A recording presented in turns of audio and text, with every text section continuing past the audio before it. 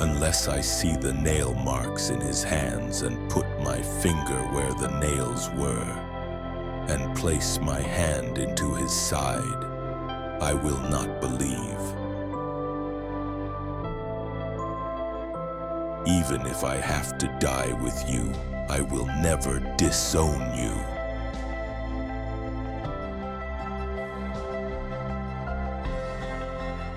Were not our hearts burning within us while he talked with us on the road?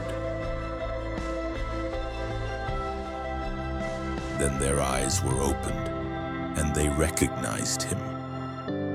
Stop doubting and believe.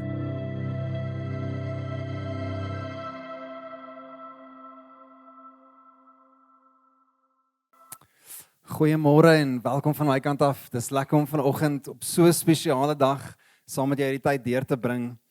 Ek wil vanoggend vir jou vra, was jy al ooit in 'n situasie waar iemand vir jou gesê het, ons moet praat?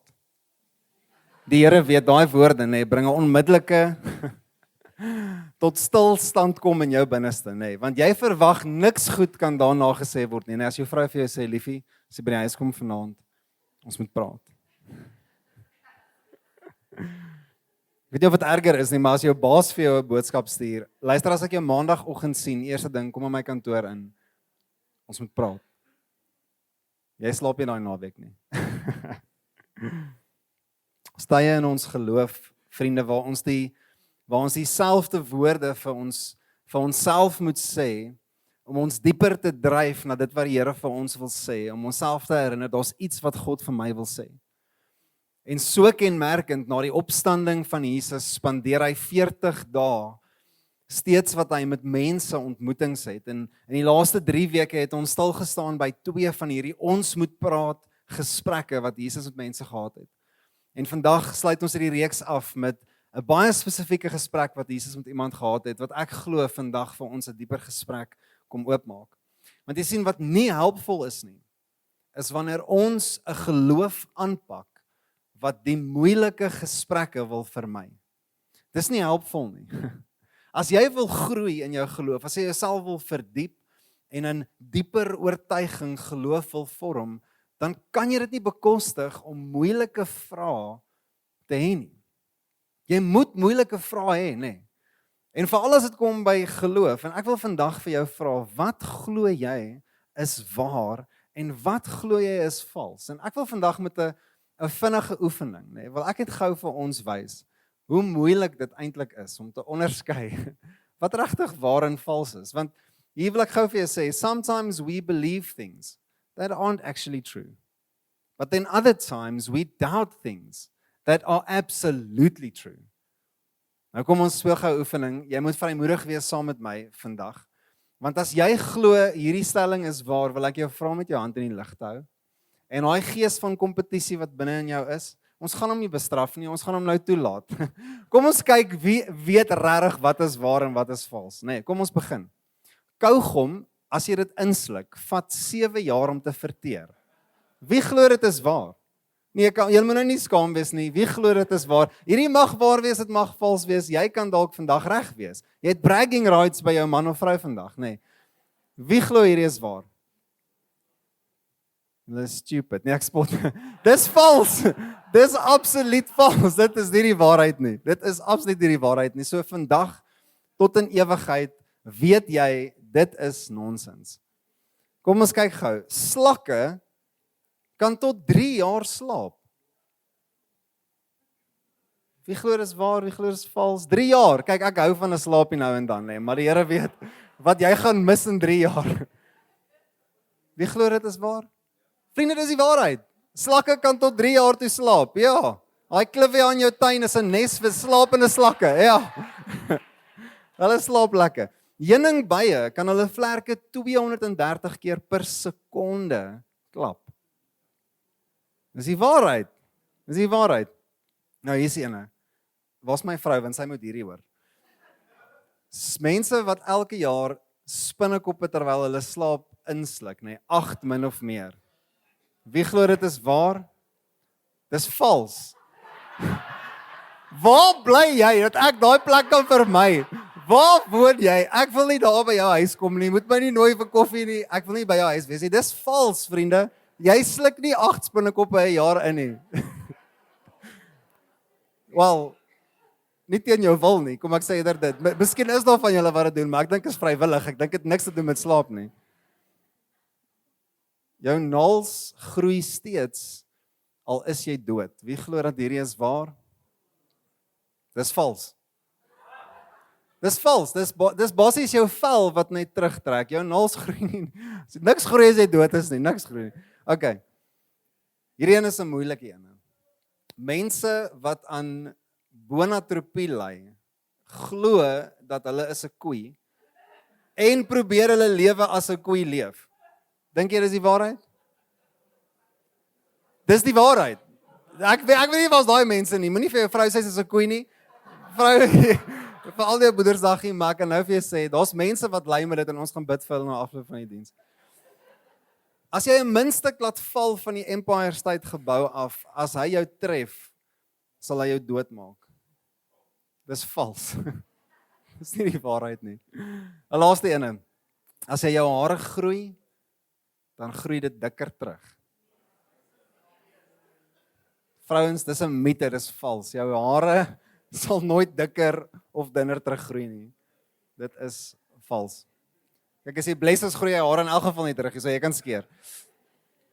Vriende, ek het hierdie oefening vir julle gewys om vandag 'n gesprek met jou te hê rondom twyfel in ons geloof. En jy sien, hierdie is 'n belangrike een vir elkeen van ons, want as dit kom by hoe ons die waarheid teekom en aanvaar en glo, dan is daar 'n gesonde stuk twyfel binne in elke gelowige wat daar moet wees. As jy dink dat twyfel verkeerd of vreemd is, dan maak jy 'n fout. Dan maak jy 'n fout. Ek wil gou vir jou wys, net in die narratief van die Bybel, hoeveel mense met twyfel geworstel het om uiteindelik uit te kom by 'n dieper oortuiging. Adam en Eva, in Genesis 3, het God regtig dit vir ons gesê? Abraham en Sara, die belofte vir kinders, hulle twyfel. Kan dit regtig wees? Moses twyfel oor sy vermoë soos wat God hom roep in Eksodus 4. Elia sien hoe God ongelooflike wonderwerke doen. Die dag daarna gaan lê onder 'n boom. Vervloek homself en sê ek wil doodgaan. Twyfel in God se vermoë. Johannes, Jesus se neefie, 6 maande ouer as Jesus, is gevangenes gehou in die tronk en hy skryf aan sy neefie Jesus deur die ander disippels met die volgende woorde: is jy regtig die Messias of moet ons wag vir iemand anderste? Petrus natuurlik, soos wat ons laasweek gehoor het, ontken Jesus 3 keer en hy twyfel. As ons eerlik is met onsself vandag, dan sal jy saam met my hierdie kan erken dat daar is 1000 geleenthede vir jou om in jou geloof te twyfel. Jy hoef nie ver te soek nie, jy hoef nie lank rond te krap nie. Daar is 1000 redes hoekom ons of ons geloof baie keer betwyfel of dinge in die geloof betwyfel. Goed soos, is God regtig goed? Ten spyte van tragedie en verlies en slegte nuus, wanneer die lewe aan my raak, vra ek hierdie vraag: is God regtig goed of is hy ten minste net goed vir my? Ek sien hy is goed vir ander mense, maar het hy regtig 'n saak met my lewe? Ons twyfel in die roeping wat ons soms beleef. Nee, het God my regtig geroep vir hierdie of het ek dit self opgemaak? Is ek regtig vergewe? As ek na my verlede kyk en goed wat ek al aangepak het en aangevang het, kan ek regtig glo dat God my teen volle vergewe het? Het die Here regtig 'n plan vir my lewe? Kan ek regtig God vertrou met my loopbaan, my finansies, met my familie, vir ons veiligheid? Kan ek hom regtig vertrou? Hierdie is moeilike vrae, vriende. En as jy eerlik is saam met my vandag, dan moet ons 'n kop skuif maak om nie hierdie goed te vermy en te ignoreer nie, maar eerder om te sê, hier is iets wat ons hieraan kan doen. Twyfel is normaal. Ek wil net hierdie vir jou wys, nee. Dawid skryf in Psalm 113. Dawid, een van die geestelike voorvaders wat ons sien. As ek net hierdie ou se geloof kon gehad het, nee, skryf Dawid die volgende woorde. Hy sê, "How long, Lord? will you forget me forever? How long will you hide your face from me? How long will I store up anxious concerns within me, agony in my mind every day? How long will my enemy dominate me? Consider me and answer me, Lord. Restore brightness to my eyes, otherwise I will sleep in death. My enemy will say, I have triumphed over him, and my foes will rejoice because I am shaken. Vriende, twyfel is normaal. Dis deel van om 'n diep geloof te vorm. As jy jouself op 'n plek kry waar jy hierdie beleef, is die eerste ding wat jy nie moet doen nie is om weg te hardloop van dit af. Moenie dit doen nie.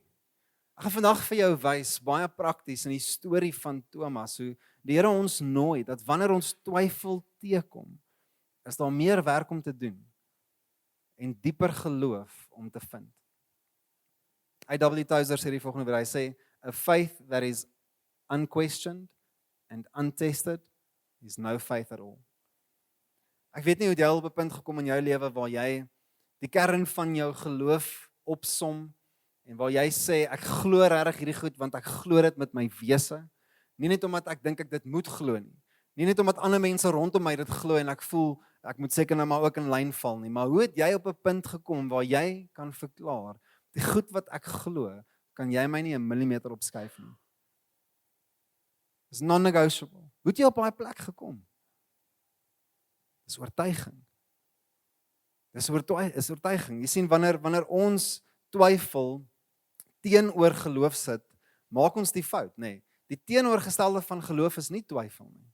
Die teenoorgestelde van geloof is ongehoorsaamheid. Ek vra my seentjie gister, ons maak vir mamma 'n lekker bordjie vegetarian sushi.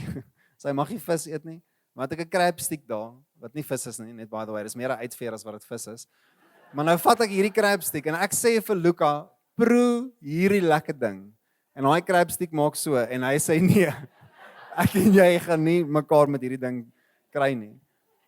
En hy twyfel vir 'n oomblik dat ek vir hom iets gaan gee wat hom of gaan skade aandoen of wat nie vir hom genot en plesier gaan bring nie, maar hy twyfel. Sien, daai is nie teenoor geloof nie. Hy het net nog nie die oortuiging ontdek dat hierdie ding regtig lekker is nie. Ek het ook nog nie dit ontdek nie. Maar wanneer hy die waarheid geweet het en hy steeds besluit om teenoor dit op te tree in ongehoorsaamheid, staan dit teenoor geloof. Vriende, kan ons uit hierdie van ons skouers afhaal vandag? As jy twyfel in jou lewe het, as jy wonder of dit reg so is niks fout met jou nie. Ons diskwalifiseer jou nie vandag nie.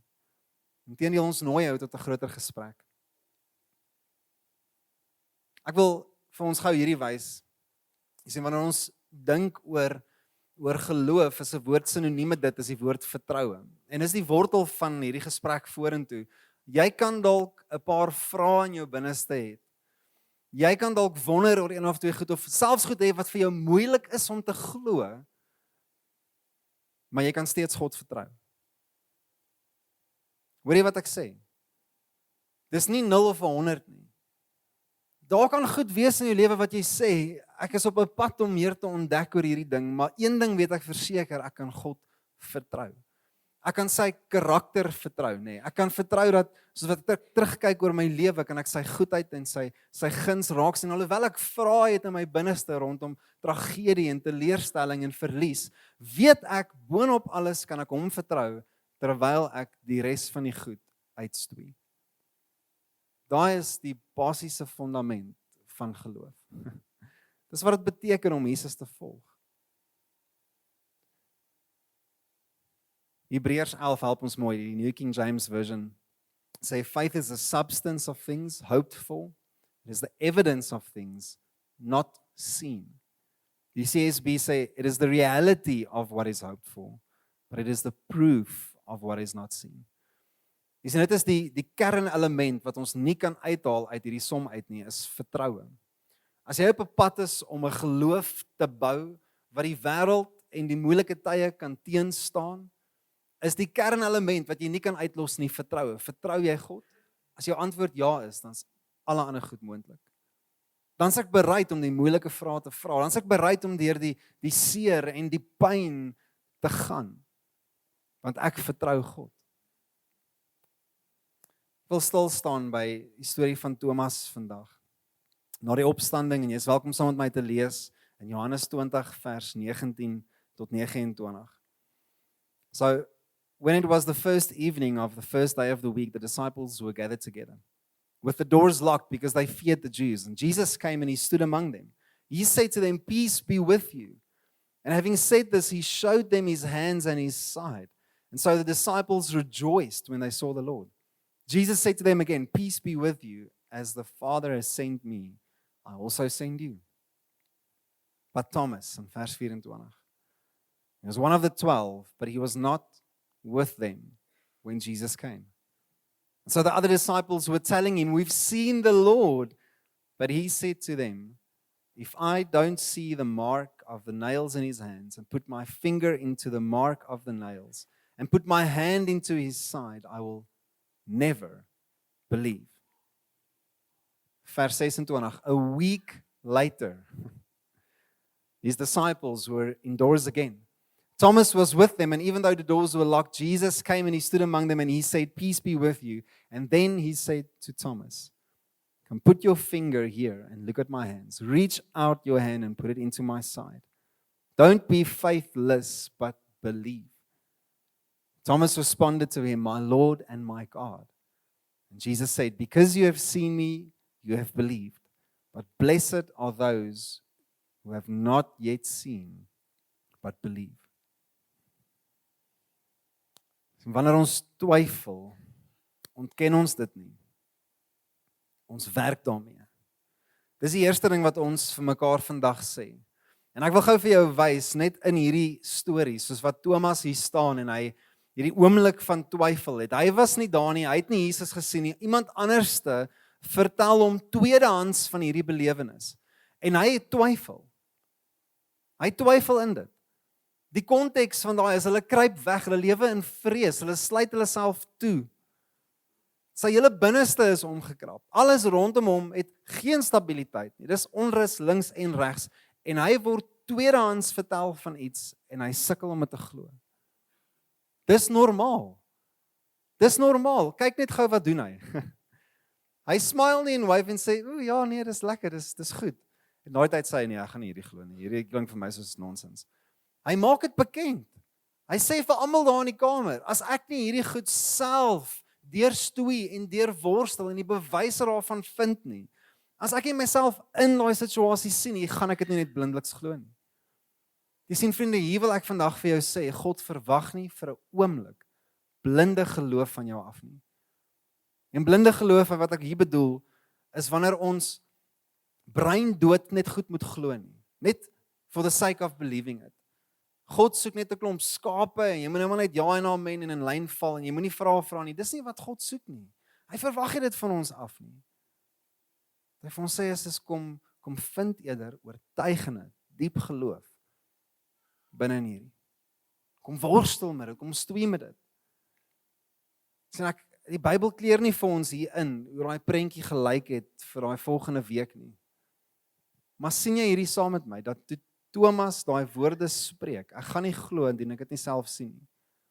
Vir 'n week lank. Vir 'n week lank. Elke maaltyd wat daai klomp disippels saam het, kan jy net dink wat is die gesprekke tussen hulle? Jesus lewe. Thomas sê ek glo dit nie. Ons het hom gesien. Ek sê ek glo jou nie. Naderhand vermy hulle al vir Thomas daar in die kombuis. Hulle wil nie eers by hom wees nie, want hulle weet, dit maak hierdie ongemaklik. Dat ons oortuiging is nie wat in hom leef nie. En jou een ding waarborg, die gesprekke wat Thomas gehad het met die Here in daai tyd. Want jy sien toe Jesus 'n week later weer aan hulle verskyn, die eerste ding wat hy doen is hy draai na Thomas toe. Hy draai na Thomas toe en hy herhaal dieselfde woorde wat Thomas vir die res gesê het. Kom sit jou hand in my hande. Kom sit jou hand in my sy. Kom kyk waar die spykers was. Dieselfde woorde. Vir 'n week lank worstel hy met dit. Kyk vriende, ek wonder partykeer of ons nie te vinnig opgee in die stryd binne in geloof nie. Wanneer ons sê, Ek het nou al 3 keer gebid, ek het nou al 2 keer Bybel gelees, ek het nie deurbraak gekry nie en ek gaan opgee. Ek gaan opgee. Dalk wag jy al langer as 'n week, nê? Dalk stoei jy al vir jare lank met 'n ding. Maar die punt is, die Here is nie verwyderd van daai nie. Hy's in dit. Hy's in dit saam met jou. Tot so 'n mate dat Jesus dieselfde woorde, die detail van dit wat Thomas gesê het, dit so vervul. In daai selfde woorde. Ek kan nie help om te dink dat Thomas ergens in daai week 'n gebed moes bid waar hy net sê, Here, ek weet nie. Ek weet nie of dit so is nie. Ek wil dit glo. Dit klink vir my lekker om dit so te kan glo, maar ek weet nie. Kom help my. Kom help my in hierdie twyfel. Kom wys my. Ek wil dit sien. Ek wil dit beleef, Here. Ek wil dit met oortuiging kan glo. Dit was sy hartsbehoefte. Dis waar die Here hom ontmoet het. Maar ek wil ook vandag vir jou wys dat wanneer ons twyfel, is dit nie net iets om mee te werk nie. Partykeer is ons twyfel ietsie wat ons in moet twyfel. Nou hierdie klink weersprekend, maar ek wil gou vir jou verduidelik wat dit beteken. Wanneer ons twyfel teekom, dan vra ons onsself, is hierdie twyfel goed gegrond? Kom ek vra jou 4 vrae vandag. Hierdie goed gaan jou baie prakties help. En hierdie kom vanuit 'n boek, Loving Jesus More, van Philip Graham Ryken, en hy skryf in hierdie boek, hy sê, wanneer ons op hierdie plek kom, waar ons regtig in 'n muur vashardloop met geloof, of ek kan nie hierdie glo nie, of ek het dit geglo en ek het besef, ek het eintlik 'n baie dun geloof aangepak, en nou het iets my getref, en iets het my gerol, en ek het vra in my binneste oor hierdie ding, wat doen ek hiermee? En die eerste ding wat hy vir ons wys, is hy sê vir ons, het ons regtig studie gemaak van God se woord. Dit wat God sê, nie net die Bybel nie. Dit wat God vir my sê, het ek regtig moeite gemaak hiermee, of het ek myself uitgeleen aan ander stemme? En hierdie is 'n moeilike ding om te erken vir ons vandag, nê, want jy kan gaan kyk, wat is dit wat daai twyfel in jou lewe aanhits? Kyk, as daar 'n ding opkom, weens omstandighede, realiteite, uitdagings, is dit die eerste stapie, maar dan gebeur 'n interessante ding. Ons begin stemme nader trek, wat iets te sê het oor hierdie ding. Wanneer ons onsself uitleen aan die wêreld, of negatiewe mense, of mense wat nie jou geloof deel nie, beïnvloed dit daai prentjie en versterk dit, daai twyfel. Het jy geweet jy kan twyfel versterk? Net soos wat jy jou geloof kan versterk, kan jy jou twyfel versterk. Hoe dink jy, kom ateïste op 'n punt waar hulle so oortuig is oor hierdie ding? Haar ding is versterk. Dis nie net sommer 'n rympie wat hy vir homself gesê het nie. Ek het dieselfde hoeveelheid geloof nodig om in Jesus te glo, as wat ek het om hom te ontken. Ek gaan dit wees, jy het dieselfde hoeveelheid geloof nodig om in Jesus te glo, in sy goedheid en in sy karakter, as wat jy nodig het om nie in hom te glo nie. Jy moet jouself oortuig van daai ding. So wat die vraag vir ons is het ek studie gemaak, het ek moeite gemaak om God se stem te hoor oor hierdie ding. Maar hy gaan verder, en 'n tweede ene is hy vra in hierdie boek, is ons bewus van hoe hierdie al aangespreek is in ander mense se lewens. Of dink ek is uniek in hierdie uitsondering, en dat ek oppervlakkig oor dit dink. Jy sien, hierdie is 'n belangrike punt, want ons stoei partykeer met twyfel, wat ander ouens rondom ons reeds deur is. Waar ek slegte nuus ontvang van 'n dokter, en 'n dokter het diagnose gegee oor my lewe, en in 'n oomblik twyfel ek of God regtig belangstel in my, want hierdie voel soos 'n straf. Hierdie voel soos 'n doodsvonnis oor my lewe. En hier is iemand langs my wat hierdie selfde goed gegaan het en al deur dit is. En aan die ander kant kan getuig. Sien jy, vriende, saam met my vandag, dat as dit kom by twyfel, alhoewel dit 'n baie persoonlike en interne ding is, kan ons nie bekostig om dit alleen deur te gaan nie. Is dit nodig om mense rondom ons te trek? Is dit nodig om vir mense te sê, vriende, ek sukkel om hierdie goed te glo. Of hierdie is die goed wat my pla. En jy deel dit met mense. Derde vraag is, het ek myself oorgegee aan dinge wat dit moeilik maak vir my om die waarheid te hoor? En hy praat spesifiek hier rondom sonde. Hy sê wanneer ons op 'n plek kom, soos 'n kar wat in limp mode ingaan, en jy hardloop net maar net deur die lewe en jy het hierdie klomp vrae in jou binneste en is goed wat krap en is goed wat ongemaklik is. En ek kan myself 100% kan oorgee aan ek glo dit nie, gee ek myself 100% oor aan dit wat teen dit is. En ek maak my lewe vol met die twak en die nonsens van sonde, van goed wat my verhinder om God se waarheid te hoor. Dis die goed wat my nog leer laat voel. Dis die goed wat my nog slegter laat voel, nog vuiler laat voel, nog verder van God af laat voel. Sien jy dat ek nie net myself uitleen aan ander stemme nie, maar aan goed wat my verhinder dan om God se waarheid te hoor. Dis 'n vraag wat ons onsself moet vra, want dit is op hierdie punt wat ons regtig eerlik kyk na ons twyfel en vra, is hierdie ding besig om met my weg te hardloop of maak ek werk van hierdie ding? Wend ek 'n poging aan as dit kom by hierdie twyfel? Maar laaste een. Het ek al hierdie twyfel opreg na God toe gevat? Sien, dit is in Thomas se storie. Dit is vir my so mooi dat toe Jesus na hom toe draai, dat hy hom nie uitgeskel nie, hy het hom nie uitgetrap nie, hy het hom nie daarvoor almal verneder en gesê, Thomas, ek dog jy is een van my volgelinge. Ek dog jy was daar, toe hulle my gekruisig het. En nou staan jy en jy twyfel in my, wat se C-graad Christen noem jy jouself? Nee, glad nie. Jesus ontmoet hom presies waar hy is. Hy diskwalifiseer hom nie en hy stoot hom nie weg nie.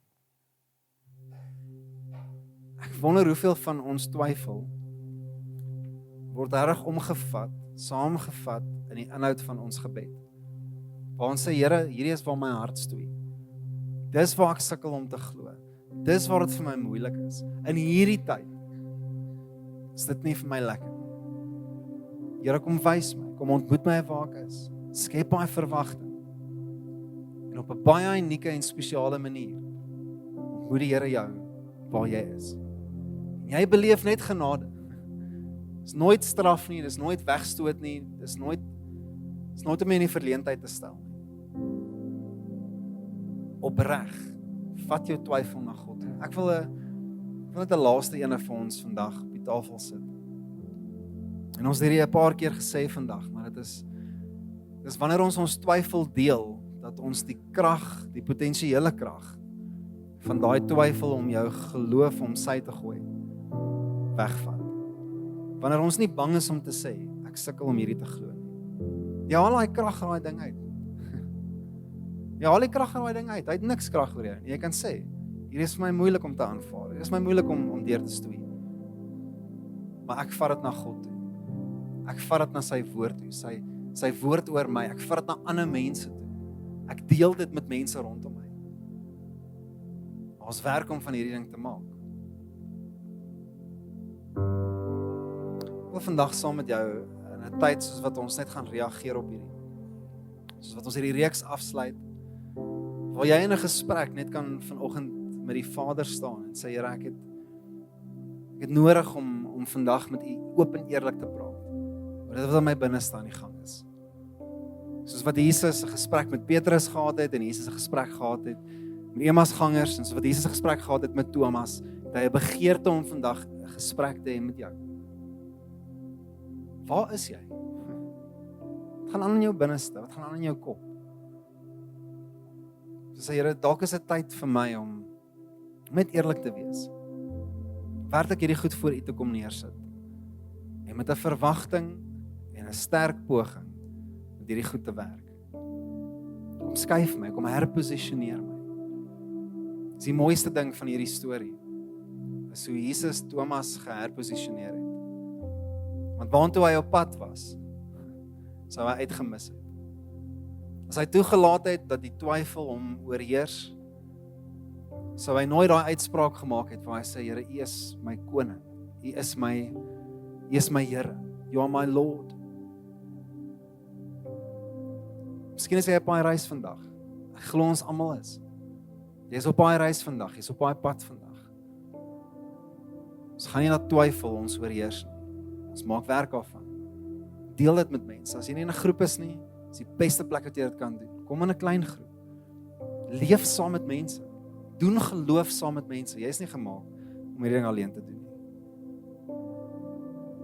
Dink jy staan 'n beter kans saam met die mense rondom jou as wat jy doen alleen. Amen. Amen. Kom ons bid saam. Vader, ons eerstens kom vandag en ons kom verklaar net, Here, U is saam met ons in hierdie oomblikke waar ons harte soms twyfel, waar die lewe moeilik raak, ons vra het, moeilike vrae het rondom geloof, of selfs net rondom U karakter vir ons. Here, dankie dat U nie ons wegstoot nie, en dankie dat U ook nie wegskram van dit af nie, Here. U is so in dit saam met ons. En ons bid, Here, kom help ons in die tye wat ons nie weet om onsself te help nie. Dis ons gebed vandag, Here. Kom help ons in ons tye van twyfel. Kom openbaar aan ons en kom wys aan ons U waarheid in U woord. Here, laat ons met suiwerheid, met nugterheid en met helderheid U kan sien en oortuiging kan vorm. Nie net blinde geloof nie, werklike oortuiging. Here, vir die van ons wat vandag twyfel het, ons gee dit oor. Ons gee dit oor in U hande. Of ons twyfel of U goed is, of ons twyfel of U kan deurkom vir ons, of ons twyfel in U bestaan, Here, ons gee hierdie goed oor. En ons verklaar, ons vertrou U vandag. Soos 'n pa wat wag vir sy seun om te spring en daar te staan en te sê, vertrou my, ek sal jou vang. Dis dit ons gebed vandag. Ons vat 'n sprong in geloof vandag, Here. Ons vertrou U. Ons bid dit in Jesus naam. Amen. Amen. Kom ons staan saam, vriende, en ons gaan in 'n tyd van aanbidding.